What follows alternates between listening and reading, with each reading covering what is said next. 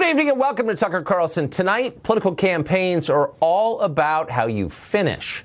You can be more popular than your opponent is for months, even for years, forever. But if you're less popular on election day, you lose. It's all that matters. It's a pretty simple truth, but it's easy to forget. Democrats may relearn it the hard way very soon. Up until a few weeks ago, virtually every Democrat in America considered the upcoming midterm elections a certain win. Why? Well, they looked at the numbers. The majority of voters remain unsettled about Donald Trump. And if an election is a pure referendum on him, they believe the Republicans would lose and lose big. But what if it's not all about Trump? What if there's another side to the equation? Well, there is, and Democrats have just reminded the country of that. It all began with Brett Kavanaugh. Democrats had plenty of ideological reasons to oppose his nomination to the Supreme Court. He'd written hundreds and hundreds of decisions, but they barely mentioned any of that. Instead, in their frenzy to oppose all that Trump endorses, they tarred Kavanaugh as a rapist. They tried to destroy his family and his life. Evidence and due process were irrelevant, they told us again and again. And if you didn't agree with that, they would scream at you.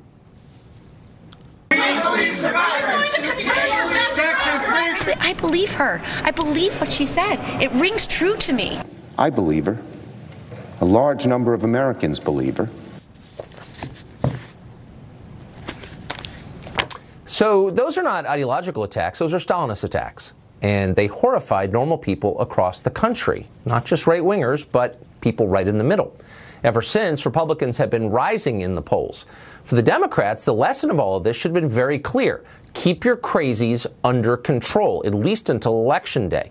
But they wouldn't do that, or maybe they couldn't do that, or maybe they no longer recognize what crazy is.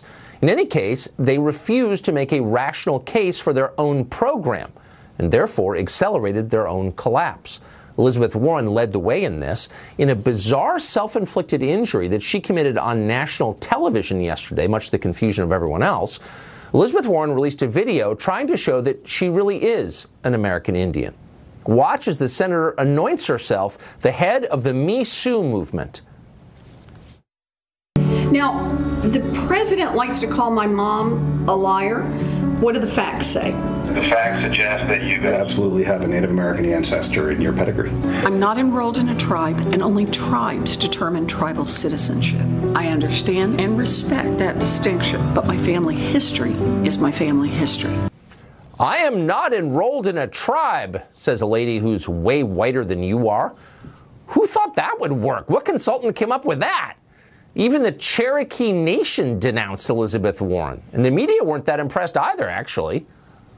It's not 1/10th, it's not 1/100th, 1/1000th and 24s does not allow you to say you're a Cherokee. It seemed to be that this was a way of getting the Pocahontas thing out of the way.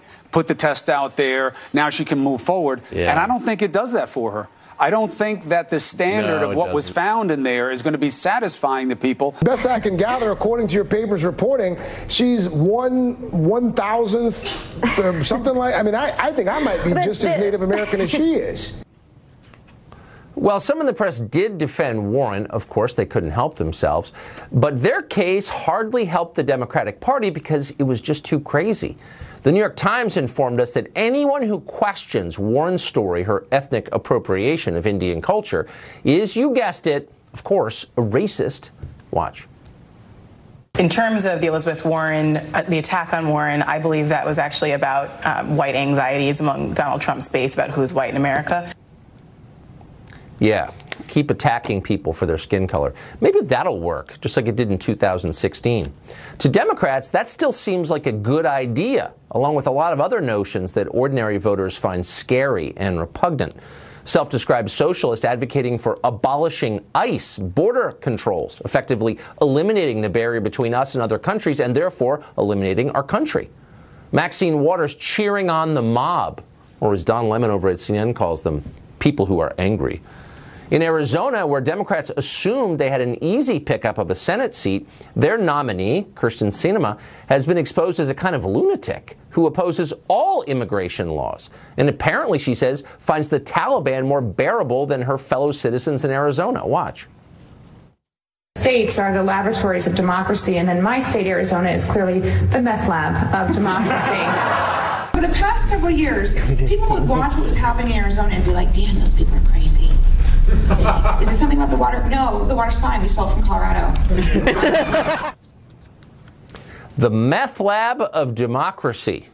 There's a way to get votes. Democrats could probably get away with all of this and more if they at least had an agenda that worked, if they could demonstrate our ideas bear fruit that you might want to eat. But they can't do that, not even close. California, which they run completely, is failing, sadly. While drugs and human waste fill the streets, middle-class people leave because they can't afford homes there. Portland, Oregon, meanwhile, one of the prettiest cities in the country, suddenly looks like downtown Managua, with bandana-clad thugs ruling the streets. Meanwhile, the city's impotent mayor, a wet liberal, of course, orders police to stand down.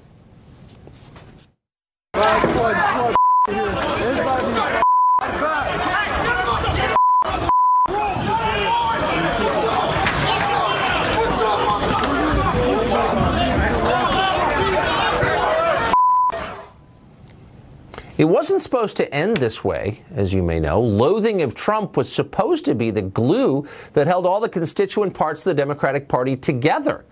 Instead, it's destroying the party. In their efforts to fight Trump, they have become what they said they hated. For example, you've heard over and over and over again that Trump hates women. He's a misogynist. And yet, whatever Trump has said, he never created anything as repugnant as the rapper T.I.'s new video. That shows a Melania lookalike stripping in the Oval Office. Watch this.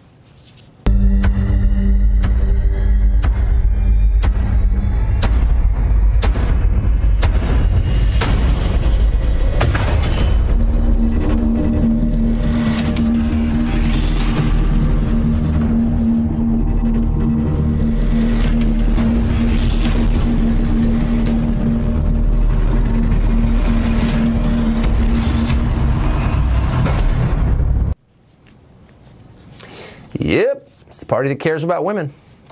Well, it's still 3 weeks to go until Election Day, and Republicans in Congress remain vulnerable, in some cases very vulnerable.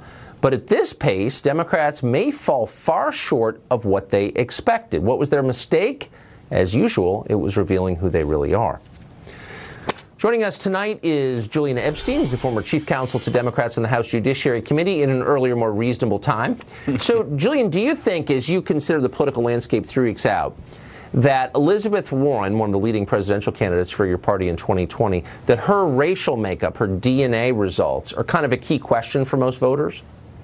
No, I think it's irrelevant to most voters. And I think the point that you're making in the riff leading up to this is one that I agree with. I think the lament about how trivial and hateful and irrelevant our politics is, at least the Beltway politics is, to most people's lives, I kind of completely agree with that. Where I differ with you is that I think there are sins that have occurred with Democrats, and Democrats are guilty of it, but I also think Republicans are guilty of it. I think both sides are guilty of it. I think it's a product of an increasingly tribal country that is not good for us. I think it's a product of cable news. It's a product of social media. It's a product of many social and kind of media forces that are going on right now.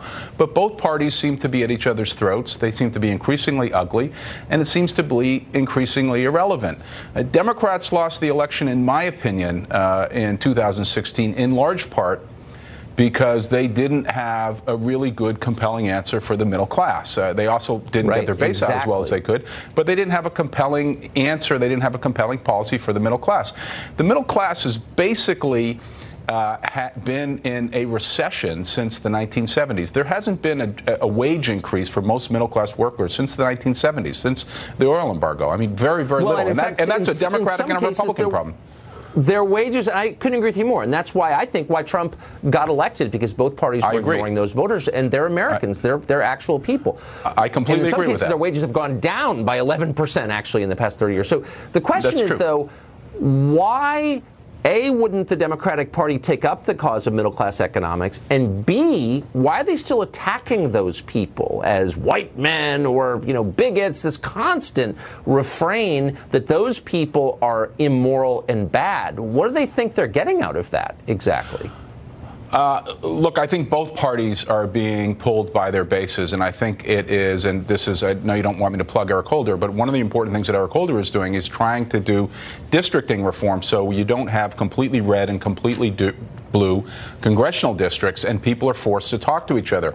I think what happens is when you tribalize this country and you put somebody into a blue camp or to a red camp, they tend to just talk to each other, and the extremist voices are the ones that rise above. It's the same thing that happens on the Republican side. Look, you have a Senate candidate in Minnesota, and it was revealed today in 2009 she made a very unflattering reference to Michelle Obama, comparing her to a primate. I mean, so there are plenty of examples we can point to on both sides, Tucker. But what you don't have, though, is any Republican leader standing up and saying that a certain race of Americans is defective or wrong.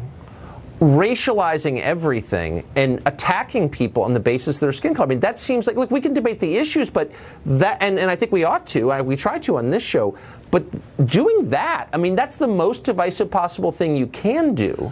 Look, but it's universal on the left. What is that? I'm actually bothered by it.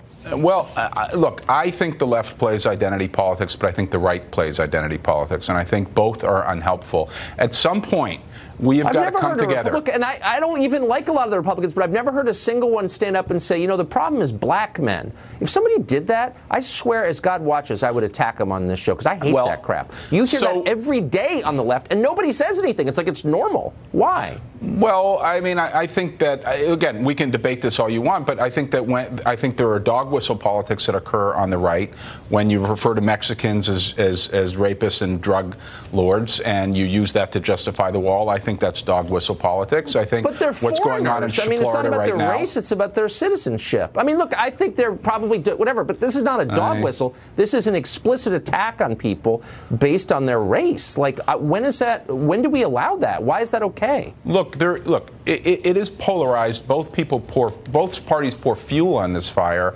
There is a reason that Republicans get less than 5%, 7% of the African American vote.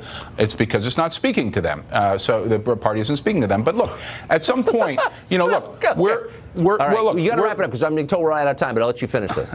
No, I was just going to say we have bigger problems out there. We have the problem of the middle class that we agree on. We have 25% of the global economy. China's got 15%. In a matter of a decade, they'll be our size or bigger than us. India's right behind them. We have very big issues to deal with, and this trivialization of American politics that is occurring on both sides is just horrible for this country. Julian, thank you for joining us tonight. I appreciate that.